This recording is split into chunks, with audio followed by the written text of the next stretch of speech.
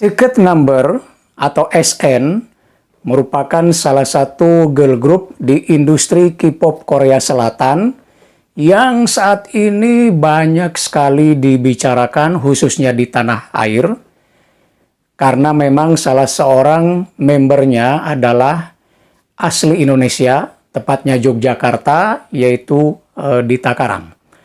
Debutnya yang pertama di bulan Mei dengan lagu Hoodies itu mendapatkan sekitar 25 juta views ya, dan itu bisa terus bertambah. Belum lagi Dita sendiri juga menyabat gelar Best Dancer di Idol Camp, dan berbagai channel YouTube, video reaction atau hal-hal yang terkait dengan SN itu juga banyak mendapatkan views atau subscribe dari para penonton. Nah, bagaimana kita melihat itu dari perspektif budaya populer?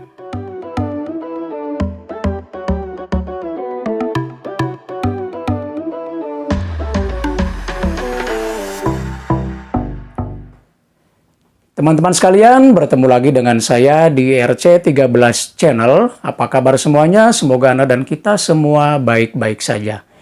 Di video kali ini, saya akan membahas kasus dari materi kita tentang komunikasi massa dan budaya populer, khususnya budaya populer.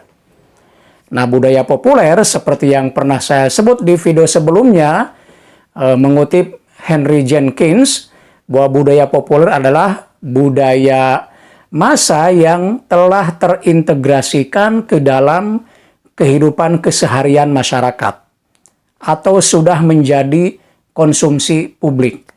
Karena itu budaya populer, kata Jenkins, itu levelnya pada konsumsi. Kalau budaya massa itu pada produksi.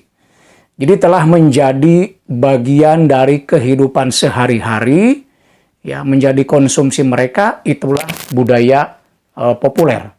Dan contoh yang termudah dari budaya populer adalah K-pop, ya, di Korea Selatan yang ternyata itu sudah menyebar ke berbagai dunia termasuk Indonesia, dan itu atau budaya pop dari K-pop tersebut telah terintegrasikan, telah menjadi konsumsi para penggunanya di tanah air dan di berbagai negara yang lain. Karena itu menarik nih membahas budaya populer dengan contoh kasus K-pop ini. Nah, saya mengambil contoh kasusnya adalah ya, yang lagi hangat di tanah air, yaitu girl group, yaitu Secret Number, di mana tadi saya sudah singgung di awal, salah seorang membernya adalah orang Indonesia. Pertanyaan pertama kalau kita bicara K-pop adalah mengapa sih K-pop, misalnya musik, itu begitu digemari oleh masyarakat dunia, ya bukan hanya tanah air, tapi oleh dunia. Nah, ada banyak pendapat yang menyebutkan ya karena para pemainnya ganteng, cantik, dan seterusnya, musiknya easy listening, dan seterusnya. Nah, tapi kalau kita melihat secara keseluruhan, K-pop, misalnya musik, itu menurut saya merupakan sebuah paket komplit. The whole package-nya itu sudah sangat menarik. Ya, dari mulai visualnya, penampilan girl group dan boy groupnya gitu ya, itu dibuat sedemikian rupa ya, kemudian musiknya easy listening ya, dan juga unsur tariannya atau dance-nya itu luar biasa. Lalu kombinasi di dalam lagunya sendiri, misalnya ada unsur rapnya. Itu coba kalau kita lihat girl dan boy group itu rata-rata polanya sama ya, di dalamnya ada unsur rapnya gitu ya, sehingga itu merupakan sebuah kombinasi yang menarik. Nah, paket lengkap itulah yang kemudian membuat orang begitu senang menonton. Belum lagi misalnya untuk menggait dunia internasional, di setiap lagu atau di banyak lagunya itu disisipin bahasa Inggris yang notabene merupakan bahasa internasional. Jadi sekali lagi K-pop yang saya ambil kasusnya adalah musik, itu adalah paket lengkap. Nah, kalau kita melihat Secret Number, di luar anggotanya salah satunya dari Indonesia, yaitu Dita Karang, tapi secara paket lengkapnya, ya memang demikian ya. Meskipun kita tahu SN ini berada dalam naungan agensi yang kecil ya, Fine Entertainment. Kan kalau di Korsel itu kan dikenal Big Three ya, ada SM, ada YG, ada JYP gitu ya, itu yang dikenal dengan 3 besar. Nah, SN ini di naungan Fine Entertainment yang notabene merupakan agensi kecil. Tapi terlepas dari itu, whole package-nya, paket keseluruhannya itu juga lengkap gitu ya. Bahkan mungkin ada unsur plusnya karena membernya itu dari berbagai negara. Ya, satu dari Korea Selatan, Sudan, kemudian dari Indonesia, Dita Karang. Nah, yang lainnya adalah Lea dari Jepang, kemudian 2 yang lainnya Amerika, tapi juga blasteran Korea Selatan ya, Jinny dan Dennis. Jadi anggotanya ini sangat beragam dan itu memungkinkan untuk mendapatkan fans secara internasional.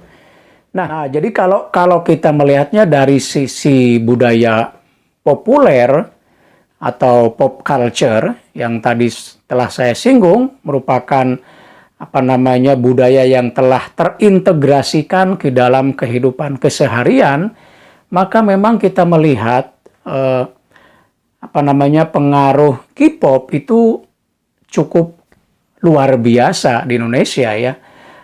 Mereka bukan sekedar fans, bukan sekedar pendukung, tapi betul-betul sebagai menjadikan mereka itu bagian dari idol-idol yang diidolakannya gitu ya.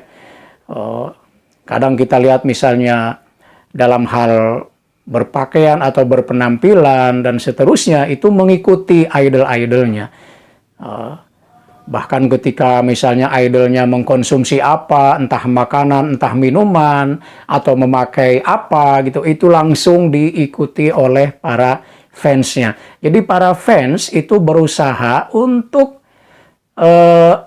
melakukan apa yang dilakukan oleh idolnya.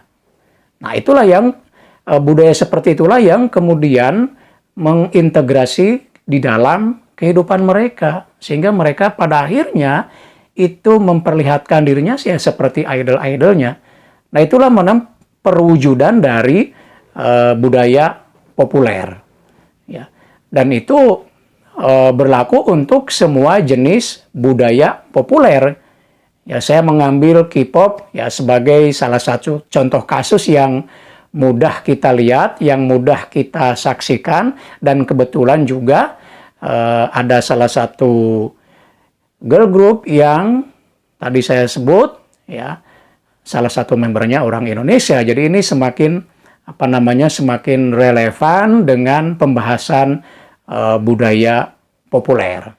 Jadi teman-teman sekalian, itulah sedikit pembahasan tentang contoh kasus budaya populer. Mungkin teman-teman bisa juga melihatnya dari perspektif yang lain ya. Kenapa budaya populer itu begitu digemari di Indonesia atau juga di negara yang lain. Mungkin ada yang melihat dari aspek atau dari sisi yang lain. Silahkan komentarnya di kolom di bawah ini ya. Kita berbagi dalam forum ini. Demikian teman-teman, mudah-mudahan ada manfaatnya. Sampai bertemu kembali di video berikutnya dan tetap semangat.